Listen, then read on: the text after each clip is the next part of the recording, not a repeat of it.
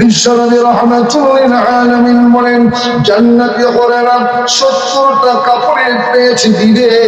রাসূল বলেছেন, এই 70টা কাপড়ের পেঁচের ভিতর থেকে তাদের ভিতরের সৌন্দর্য প্রকাশ পাবে, তাদের ভিতরের সৌন্দর্য দেখা যাবে।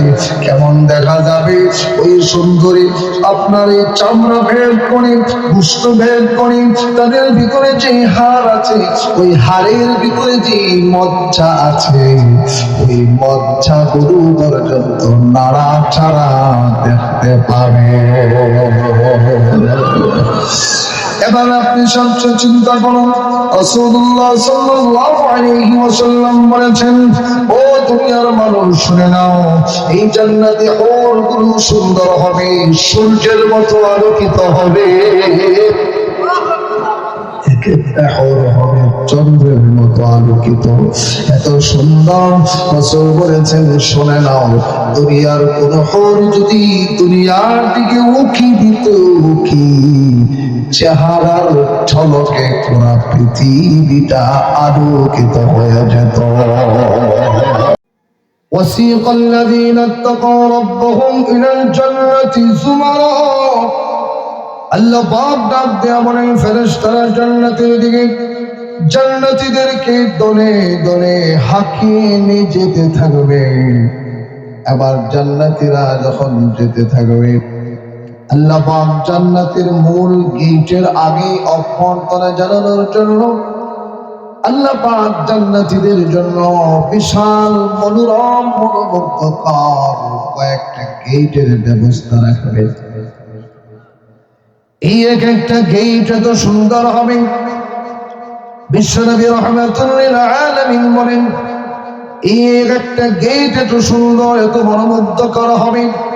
এই গেটগুলো এত সুন্দর হবে, গেটগুলোর চতুর্দিকে এত সুন্দর মনোমুগ্ধকর ভাবে ফল ফুল এবং বিভিন্ন ধরনের বিভিন্ন ফুলের বাগান দিয়ে সাজানো থাকবে, খাবারের ব্যবস্থা থাকবে। জান্নাতীরা প্রথম গেট দেখে তারা মনে করবে এটাই মনে হয় জান্নাত। জান্নাতীরা বসে যাবে। এবার জান্নাতের ভিতরে তারা জান্নাতের গেটের মধ্যে বসে তারা খাবার দাবার শুরু করে দিবে। তারা এবার আমোদ ফুর্তি শুরু করে দিবে। ফেরেশতারা বলবে, ও জান্নাতীরা, এটা জান্নাত নয়, জান্নাত আরো সামনে, আরো সামনে, তোমরা সামনে অগ্রসর হও, আরো বড় নিয়ামত সামনে আছে। এবার জান্নাতীরা আবার সামনে অগ্রসর হতে থাকবে। জান্নাতীরা যেতে যেতে আরেকটা গেট তারা পেয়ে যাবে, যে গেটটা আগের গেটের চাইতে আরো সুন্দর, অনেক বড় সুন্দর করে গেট সাজানো হয়েছে। বিশাল নিয়ামতগুলো, ফুলের বাগান রাখা হয়েছে, বড় বড় বিশাল সিংহাসনের ব্যবস্থা রাখা হয়েছে। এগুলো দেখে তারা মনে করবে এটাই মনে হয় জান্নাত। সেখানে তারা আবার আমোদ ফুর্তির মধ্যে লেগে যাবে। জান্নাতীরা বলবে, ফেরেশতারা বলবে, না না না, এটা তোমাদের আসল জান্নাত নয়, আসল জান্নাত আরো সামনে। মুসলমান ভাইয়েরা আমার, তৃতীয় নাম্বার গেটের সামনে যখন যাবে, তারা এই জান্নাতের গেটটা দেখা এত সুন্দর অভ্যন্তরা সাজানো হয়েছে, তারা দেখা মনে করবে মনে হয় এটাই আসলে নিশ্চিত জান্নাত। এখানে বসে তারা আমোদ ফুর্তি শুরু করে দিবে। ফেরেশতারা ডাক দিয়ে বলবে, না না না, এটা তোমাদের আসল জান্নাত নয়, আসল জান্নাত তোমাদের সামনে অপেক্ষা করছে, সামনে অগ্রসর হও। সমস্ত জান্নাতীরা একসাথে যখন যেতে থাকবে, আল্লাহ পাক কোরআনের মধ্যে বলেন, হাত্তা ইযা জাউহা ওয়া ফুতিহাত আবওয়াবুহা। এই জান্নাতীরা যখন জান্নাতের গেটের মধ্যে যাবে, জান্নাতের গেটে যাওয়ার সাথে সাথে পুরা জান্নাতের সমস্ত গেটগুলো খুলে যাবে। সুবহানাল্লাহ, জান্নাতের গেটগুলো খুলে দেওয়া হবে। ওয়া ফুতিহাত আবওয়াবুহা, জান্নাতের গেট খুলে যাবে। জান্নাতের গেটগুলো খুলে যাওয়ার পর সেই জান্নাতের গেটের মধ্যে দারোয়ান দাঁড়িয়ে থাকবে। পাহারাদার দাঁড়িয়ে থাকবে, ফেরেশতারা বলবে ওয়াকালা লাহুম খাযানাতুহা সালাম।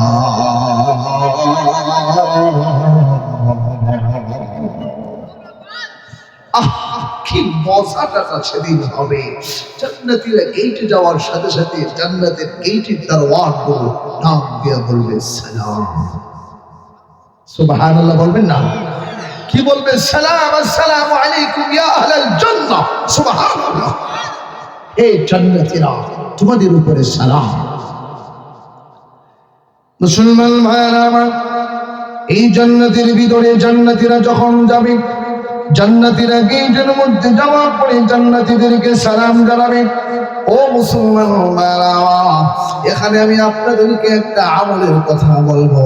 রাসূলুল্লাহ সাল্লাল্লাহু আলাইহি ওয়াসাল্লাম বলেন, আপনাদের কষ্ট হচ্ছে, অসুবিধা হবে যে আলোচনাটা শুরু করেছি, এটা তো চলবে নাকি? হ্যাঁ, আলহামদুলিল্লাহ বলেন। লোকজন আসতেছে, মুসল্লিরা শ্রোতারা আসতেছে, আলহামদুলিল্লাহ বলেন।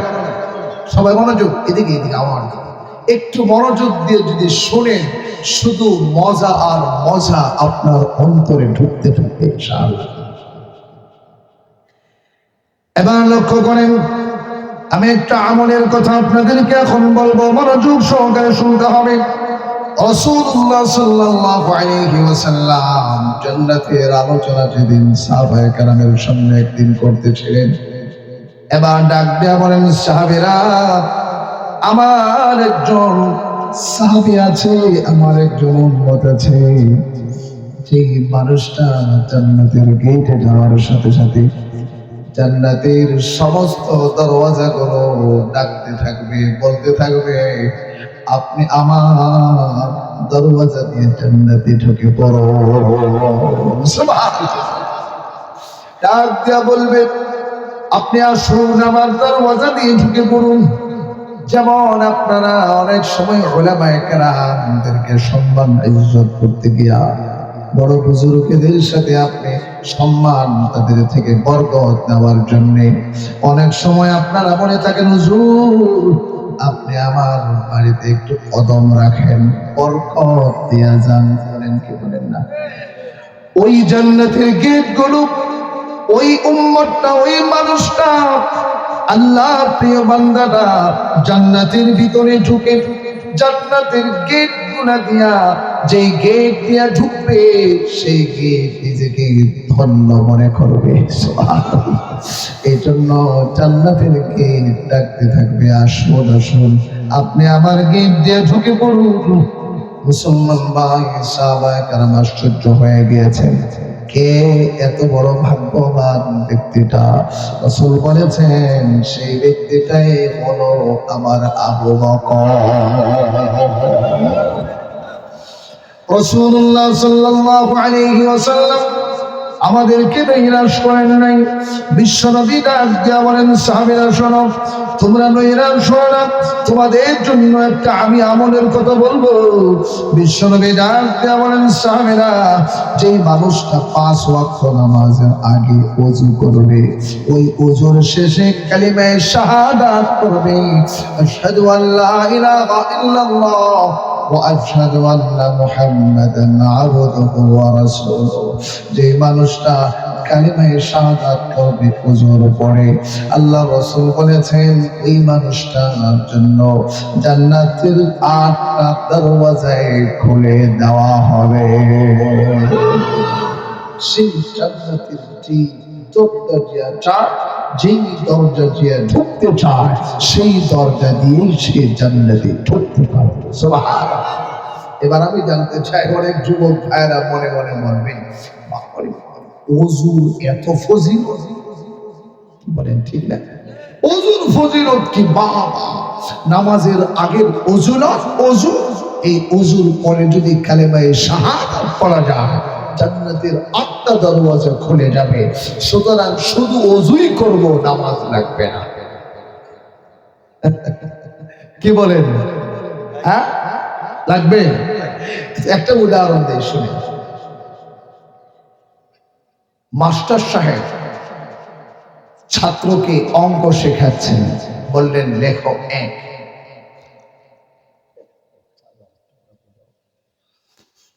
বললেন যে লেখো এক, লিখলে এক, পরে ডান দিকে একটা শূন্য দাও, দিল শূন্য, কত হলো? আরেকটা শূন্য দিল, কত হলো? আরেকটা শূন্য দিল, কত হলো? আরেকটা শূন্য দিল, কত হলো? আরেকটা শূন্য দিল, কত হলো? 1 লাখ। আরেকটা শূন্য দিল, কত হলো? 10 লক্ষ। আরেকটা শূন্য দিল, কত হলো? 1 কোটি। এখন ছাত্র একটা বাপরে বাপ, শূন্যের বুঝি এত দাম। এবার ছাত্র করলো কি, একের দরকার নাই, শূন্য আমার দরকার, 1 মুছে ফেললো। এখন এবার বলেন 1 কোটি থেকে কত আছে? কি আছে? জিরো না? জিরো। কি আছে? আচ্ছা, এবার বলেন যেমনই ভাবে শূন্য সংখ্যা ছাড়া দাম নয়, ঠিক তেমনই ভাবে অজুরও নামাজ ছাড়া দাম না। কথা বুঝে আসছে? নামাজ, অজু দামি হয়েছে নামাজের জন্য, নামাজ নাই অজুরও মূল্য নাই। কথা বুঝে আসছে? এই জন্য যেই মানুষটা 5 ওয়াক্ত নামাজ পড়বে, 5 ওয়াক্ত নামাজের আগে অজু করবে, অজু করে যে ব্যক্তি কালিমে শাহাদাত পড়বে, তার জন্য জান্নাতের 8টা দরওয়াজায় খুলে দেওয়া হবে। মুসলমান ভাইরা আমার, এবার আসুন, এই জান্নাতটা আল্লাহ পাক এত সুন্দর করে সাজালেন। এই জান্নাতের গেটের মধ্যে যখন মানুষগুলো গেল, আমরা কোন পর্যন্ত গিয়েছিলাম ভুলে গিয়েছি। কোন পর্যন্ত গিয়েছি? জান্নাতের গেট পর্যন্ত গেলাম। জান্নাতের গেটের ফেরেশতারা এবার অভ্যর্থনা জানালো, বলল ওয়াকালা লাহুম খাজানাতুহা সালাম আলাইকুম তিবতুম ফাদখুলুহা খালিদিন। ফেরেশতারা ডাক দিয়া বলবে, তোমরা চিরকালের জন্য চিরস্থায়ী ভাবে জান্নাতের ভিতরে ঢুকে যাও। মুসলমান ভাইরা আমার, জান্নাতের ভিতরে যখন তারা ঢুকে যাবে, এই জান্নাতের ভিতরে আল্লাহ পাক আমলের তারতম্যের কারণে জান্নাতের মধ্যে আল্লাহ পাক ক্লাস সাজিয়েছেন। আচ্ছা, বিমানে যারা চড়েছেন, বিমানে ক্লাস আছে না? বিমানে ক্লাস আছে, সাধারণ, ভিআইপি, ভিভিআইপি, সিআইপি, মানে খুব। আচ্ছা, এবার বলুন তো দেখি, জান্নাত এই বিমানের মধ্যে যারা উঠেছে 100 জন যাত্রী, কেউ 1 লক্ষ টাকা দিয়ে টিকিট করেছে, আর কেউ 50,000 দিয়ে টিকিট করেছে, আরেকজন 30,000 টাকা দিয়ে টিকিট করেছে। যাবে তারা সৌদি আরবে। রওনা হলো বিমানে করে। সৌদি আরবে গিয়ে নেমে যারা 100 জন নামার পরে যারা টাকা কম দিয়েছে, তারা কি বিমান থেকে নামতে পারবে না? সেখানে পৌঁছতে পারবে তো? কিন্তু একটা ব্যাপার আছে। ব্যাপার হলো যে যারা 1 লক্ষ টাকা দিয়ে বিমানের টিকিট করেছিল, তাদের সেবা, তাদের সুযোগ সুবিধা, তাদের আরাম আয়েশ আর 50,000 টাকার সুযোগ সুবিধা, আরাম আয়েশের মধ্যে ব্যবধান আছে না নাই? বিমানে তো সবাই একসাথেই গেল, যাওয়া তো হলো একসাথে, কিন্তু তাদের সুযোগ সুবিধার ব্যবধান। এজন্য আল্লাহ পাক জান্নাতের মধ্যে 8টা ক্লাস রেখেছেন। কয়টা ক্লাস?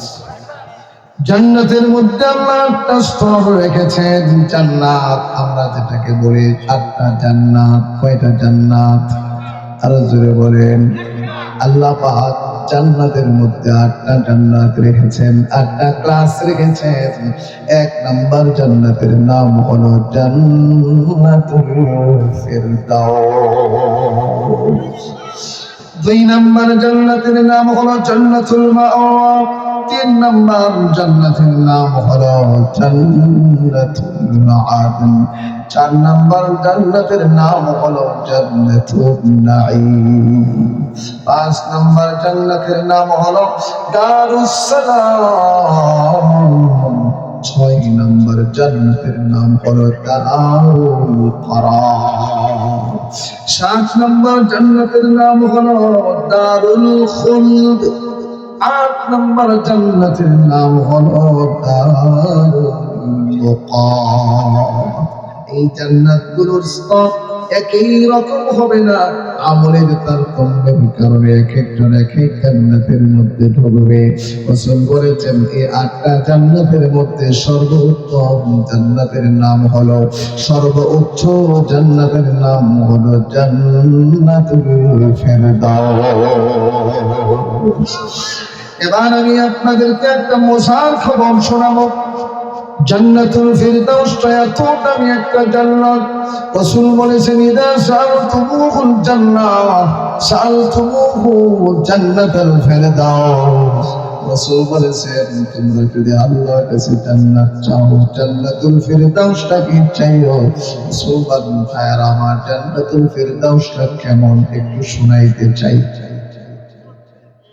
কষ্ট হইতেছে, মজা লাগতেছে, দেখবেন আরো মজা আছে ইনশাআল্লাহ। সর্বশেষ আপনাকে এমন একটা মজার হাদিস শোনাবো যেটা আপনি সারা জীবন শুধু আকাঙ্ক্ষা আর কামনা নিয়ে মৃত্যুর আগ পর্যন্ত সে আকাঙ্ক্ষা কোনোদিন শেষ হবে না ইনশাআল্লাহ।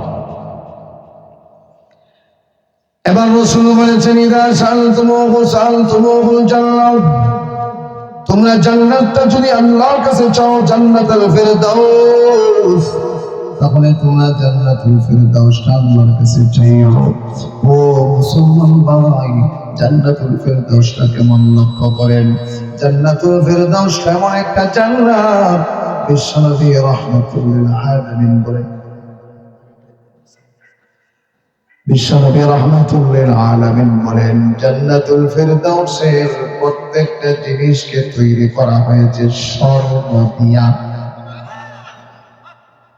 জান্নাতুল ফিরদাউসের যে ওয়াল, জান্নাতুল ফিরদাউসের যে ওয়াল, জান্নাতুল ফিরদাউসের যে ওয়াল, এই দেওয়ালগুলো জান্নাতুল ফিরদাউসের দেওয়ালটা স্বর্ণ দিয়ে বানানো। জান্নাতুল ফিরদাউসের ভিতরে যে গাছ আছে গাছটা স্বর্ণ দিয়ে বানানো। জান্নাতুল ফিরদাউসের ভিতরে যে আপনার যত জায়গা আছে মাটিটা পর্যন্ত স্বর্ণ দিয়ে বানানো। জান্নাতুল ফিরদাউসের ছাদটা মাটি দিয়ে বানানো। জান্নাতুল ফিরদাউসের ছাদটা স্বর্ণ দিয়ে বানানো। জান্নাতুল ফিরদাউসের মাটিটা সেটা স্বর্ণ দিয়ে বানানো। জান্নাতুল ফিরদাউসের ভিতরে যে গ্লাস আছে, যে প্লেট আছে, যে গামলা আছে, যে বালতি আছে, মানে যা কিছু আছে রাসূল বলেছেন এমনকি জান্নাতুল ফিরদাউসের ভিতরে যে চাবিশ আছে ওই চাবিশটা পর্যন্ত স্বর্ণ দিয়া বানানো। শুনুন ভাইরা আমার, এই কথাটা আসার পরে আমার একটা মজার কথা আপনাদেরকে শোনাবো। আল্লাহ পাক নিজ হাতে তিনটা জিনিস বানাইলেন, আর সমস্ত জিনিস আল্লাহ বানিয়েছেন কোন শব্দ দিয়া? কেমনে কেমনে লক্ষ্য করেন। আসমান আল্লাহ বানাইলেন কোন শব্দ দিয়া? জমিন বানাইলেন আল্লাহ কোন শব্দ দিয়া? আল্লাহ পাক কোন মানে হয়ে যাও, আল্লাহ বলেন হয়ে যাও, ফায়াকুন সেটা হয়ে যাও। সুবহানাল্লাহ।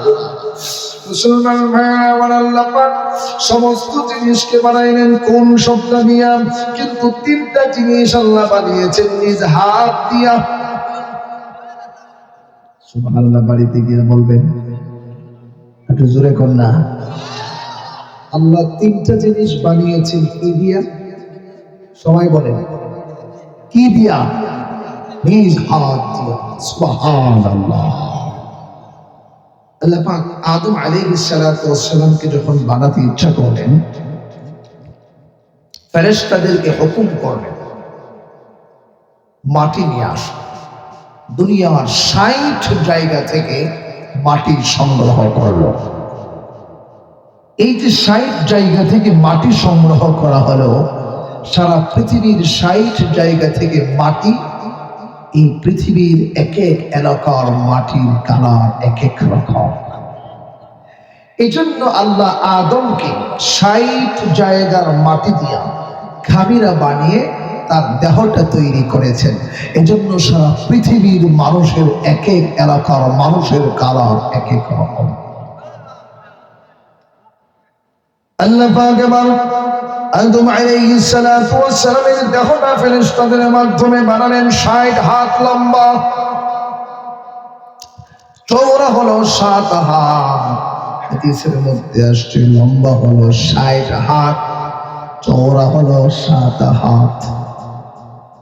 চওড়া চওড়া বুঝেন তো, মানে এই দেহটা লম্বা, চওড়া হলো কতটুকু? ৭ হাত। আর লম্বা আল্লাহ পাক আদম আলাইহিস সালাতু ওয়াস সালামকে বানিয়ে এবার ফেরেশতাদেরকে বলে দিলেন, ফেরেশতারা দেহ তো তোমরা বানিয়েছ, আমি আল্লাহ আদমের চেহারাটা নিজ হাতে বানাবো। আল্লাহ পাক আদমের চেহারাটা নিজ হাতে বানিয়েছেন। এজন্য আল্লাহ পাক বলেন, لقد خلقنا الإنسان في أحسن تقويم। আল্লাহ পাক বলেন, মানুষকে সমস্ত মাখলুকের মধ্যে সবচেয়ে সুন্দর অবকাঠামো দিয়ে আমি আল্লাহ সৃষ্টি করেছি। আল্লাহ পাক কয়টা জিনিস বানিয়েছেন নিজ হাতে? সকলে জুড়ে চিৎকার দিয়ে বলুন তো কয়টা জিনিস? ডান হাতটা উঠায়া 3টা আঙ্গুল দেখায় একটু চিৎকার দিয়ে বলুন না কয়টা জিনিস? আরো জোরে বলেন কয়টা? জোরসে বলো।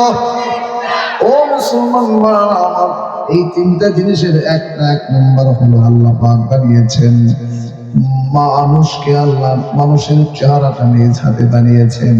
2 নাম্বার, আল্লাহ পাক তাওরাত কিতাবটাকে নিজ হাতে লিখেছে। 3 নাম্বার যেটা বলার জন্য আপনাদেরকে বললাম, 3 নাম্বার হলো আল্লাহ পাক এই যে 8টা জান্নাত তৈরি করেছেন, 8টা জান্নাতের মধ্যে 7টা জান্নাতকে আল্লাহ কোন শব্দ দিয়ে বানিয়েছেন? হয়ে যাও, হয়ে গেছে, হয়ে যা, হয়ে গেছে। কিন্তু জান্নাতুল ফেরদাউসটাকে আল্লাহ নিজ হাতে বানিয়েছে।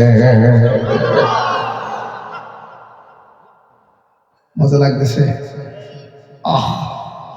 শুধু মজা আর মজা, সুবহানাল্লাহ। এবার আমরা জান্নাতের ভিতরে ঢুকবো, মনে আছে? তাহলে আমরা আল্লাহর কাছে জান্নাত চাইবো। কোন জান্নাতটা? সবাই বলেন কোন জান্নাত? জান্নাতুল ফিরদাউস। মুসলমান ভাই এবার লক্ষ্য করেন, জান্নাতের ভিতরে আমরা ঢুকে গেলাম। মনোযোগ, জান্নাতের ভিতরে ঢুকে গেলাম।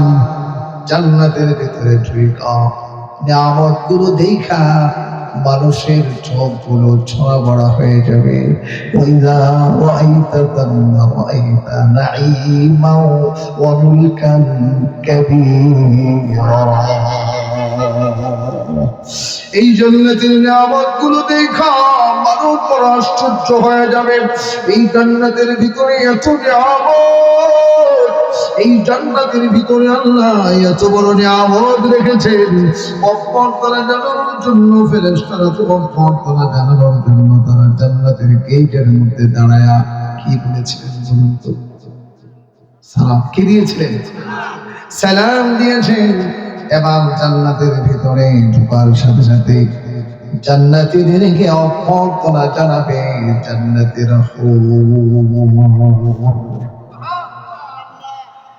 وحور عين كأمثال اللؤلؤ المكنون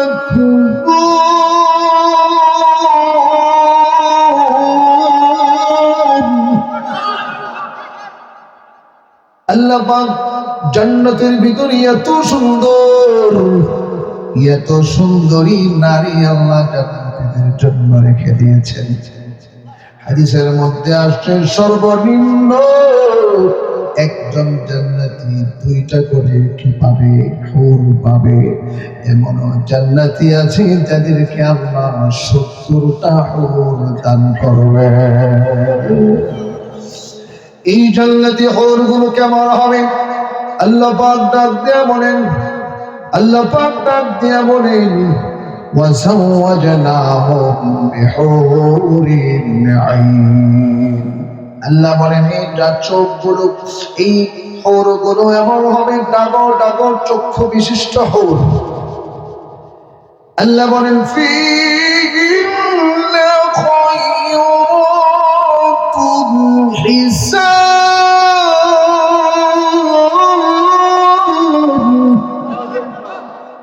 আল্লাহ বলেন তারা অনিন্দ্র সুন্দরী হবে, এত সুন্দরী হবে, এত সুন্দরী হবে। কত সুন্দরী হবে আমি আল্লাহর রাসূলের হাদিস থেকে আপনাদেরকে শোনাই। ও যুবক ভাই, একটু মনোযোগ সহকারে তুমি বুঝো। দুনিয়ার নারীর জন্য তুমি পাগল হইয়া দুনিয়াকে আখিরাতকে নষ্ট করিও না। যদি আল্লাহর জন্য পাগল হতে পারো, তুমি জান্নাতের মেহমান হতে পারো। আল্লাহ পাক জান্নাতের মধ্যে এত সুন্দরী নারী রেখেছেন। বিশ্বনবী রাহমাতুল লিল আলামিন বলেন জান্নাতি হুরেরা 70টা কাপড়ের পেঁচ দিবে। রাসূল বলেছেন এই 70টা কাপড়ের পেঁচের ভিতর থেকে তাদের ভিতরের সৌন্দর্য প্রকাশ পাবে, তাদের ভিতরের সৌন্দর্য দেখা যাবে। কেমন দেখা যাবে? ওই সুন্দরী আপনার এই চামড়া ভেদ করে, গোশত ভেদ করে, তাদের ভিতরে যে হাড় আছে, ওই হাড়ের ভিতরে যে মজ্জা আছে, ওই মজ্জা গুলো পর্যন্ত নাড়াচাড়া দেখতে পাবে। এবার আপনি সবচেয়ে চিন্তা করুন, রাসূলুল্লাহ সাল্লাল্লাহু আলাইহি ওয়াসাল্লাম বলেছেন, ও দুনিয়ার মানুষ শুনে নাও, এই জান্নাতি হুরগুলো সুন্দর হবে, সূর্যের মতো আলোকিত হবে। এক একটা হুর হবে চন্দ্রের মতো আলোকিত, এত সুন্দর।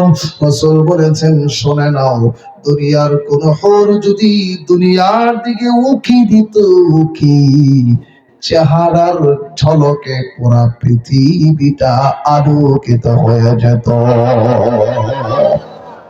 ও যুবক ভাইরা, আমি আবার জানতে চাই, সারা পৃথিবীর সমস্ত বিশ্ব সুন্দরীকে যদি একত্রিত করা হয়, সারা পৃথিবীর সমস্ত 100 বিশ্ব সুন্দরীকে যদি একত্রিত করা হয়, একটা রুমের ভিতরে যদি ঢুকানো হয়, অমাবস্যার রজনীতে যদি ঘরের দরওয়াজা জানালা বন্ধ করে দেওয়া হয়, 100 সুন্দরীর সৌন্দর্য মিলিয়া কমপক্ষে এই লাইটটার মতো তো আলো হবে।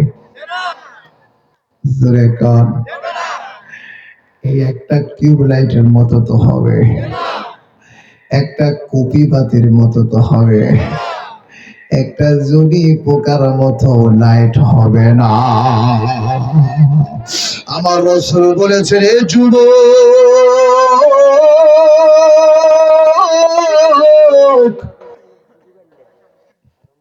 এই যে জান্নাতের একটা হুর যদি দুনিয়ার দিকে শুধুমাত্র উকি দিত, তাদের চেহারার ঝলকে পুরা পৃথিবীটা আলোকিত হয়ে যেত।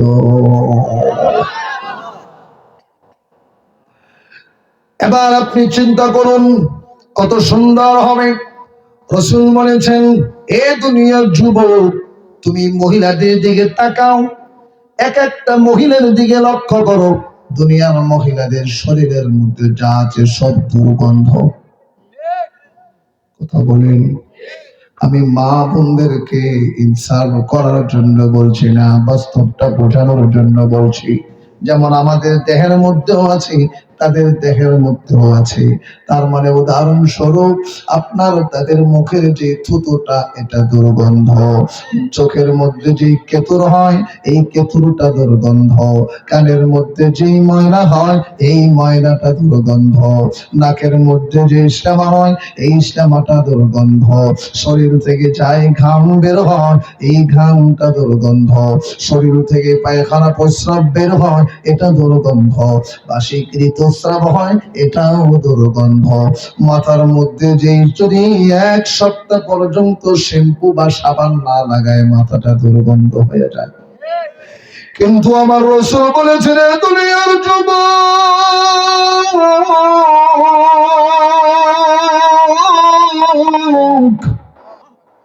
ওই যে জান্নাতে হর আল্লাহ পাক এত দুর্গন্ধ এত সুগন্ধি তাদেরকে দিয়েছেন, এই জান্নাতে একটা হর যদি দুনিয়ার কোন সমুদ্রের মধ্যে থুতু দেয়, রাসূল বলেছেন তাদের মুখের দুর্গন্ধ তাদের মুখের সুগন্ধি ওই এত এত বেশি পাওয়া সারা পৃথিবীর সমস্ত পানিটা সুগন্ধি হয়ে যেত।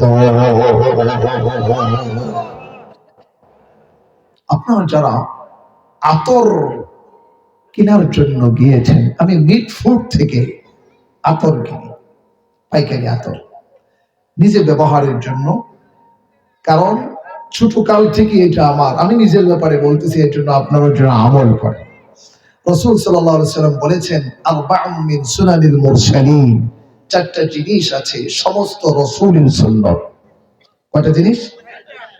1 নাম্বার হলো আত-তাআত্তুর, আতর ব্যবহার করা, সমস্ত রাসূলগণ আতর ব্যবহার করেছেন, সুবহানাল্লাহ। 2 নাম্বার হলো সিওয়াকু, মিসওয়াক ব্যবহার করা, মিসওয়াক করা, এটা সমস্ত রাসূলের সুন্নাত। 3 নাম্বার হলো রাসূল বলেন আন-নিকাহ, 3 নাম্বার কি? বিবাহ করা। 4 নাম্বার হলো আল খাতানানু, খতনা করা। এই 4টা আমল করব তো ইনশাআল্লাহ। 1 নাম্বার হলো আতর ব্যবহার করা, 2 নাম্বার হলো মিসওয়াক করা, 3 নাম্বার হলো বলেন বিবাহ করা, 4 নাম্বার হলো খতনা করা। এই 4টা সমস্ত রাসূলের সুন্নাত। আমি যে কথাটা বলার জন্য এই কথাটা আনলাম, মেড ফরে আতর তৈরি করে, পারফিউম তৈরি করে, আমার মেয়ের চোখে দেখা একটা ড্রামের মধ্যে তেল নিল, এই তেলের মধ্যে কয়েক ফোঁটা মেডিসিন ছেড়ে দিল, যে আতরটা তারা বানাতে চায় ওই আতরের মেডিসিন ওই ড্রামের মধ্যে ছেড়ে দেওয়ার সাথে সাথে পুরা ড্রামের ওই তেল বা পানিটা পুরাটাই আতরের গ্রান হয়ে যায়। এবার আপনি বলুন, বিজ্ঞান বের করেছে কয়েক ফোঁটা আতরের কয়েক ফোঁটা মেডিসিন দেওয়ার পরে পুরা ড্রামের পানি যদি সুগন্ধিময় হয়ে যেতে পারে, পুরাটাই যদি আতরের গ্রান হয়ে যেতে পারে, আমার রাসূল বলেছেন ওই জান্নাতে হরদের মুখের মুখের থুতুগুলো এত সুগন্ধি, এই সুগন্ধিময় ওই থুতুটা যদি দুনিয়ার সমুদ্রের মধ্যে নিক্ষেপ করে সারা পৃথিবীর সমস্ত পানিটা মেশকে আম্বরের চাইতেও বেশি সুগন্ধি হয়ে যাবে। সুবহানাল্লাহ। এই জান্নাতি হরেরা জান্নাতীদেরকে অভ্যর্থনা জানাবে একটা গান গেয়ে গেয়ে। জান্নাতের হরেদের পায়ের মধ্যে নূপুর থাকবে, ঝুমুর থাকবে নাচার জন্য। এই এক একটা নাচের তালে তালে এক একটা পায়ের ভিতর থেকে নূপুর আর ঝুমুরের ভিতর থেকে বাজনা আর যে বের হবে, লক্ষ লক্ষ বাজনা একসাথে বের হতে থাকবে। শুধু তাই না, এরা এই নেচে নেচে গেয়ে গেয়ে একটি গান গাইবে। সহিহ বুখারীতে সেই গান এসেছে, গানটা আমি শোনাইতে চাই, আপনারা কি শুনবেন?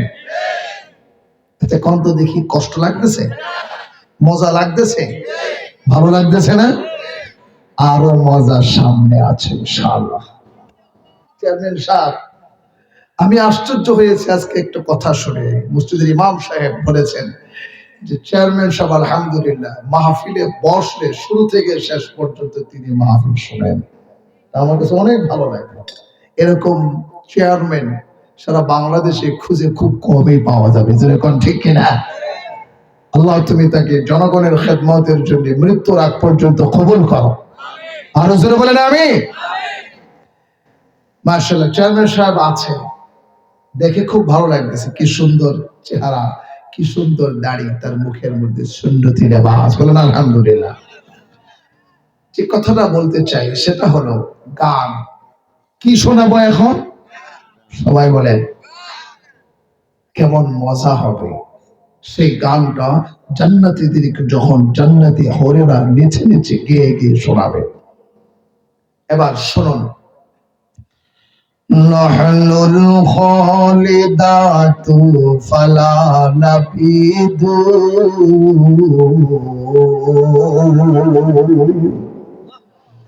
নাহনুল খালিদাতু ফালা নাবিদু ওয়া নাহনুন নাইমাতু ফালা নাবআসু ونحن الرازيات فلا نسخط طوبى لمن كان لنا وكنا له।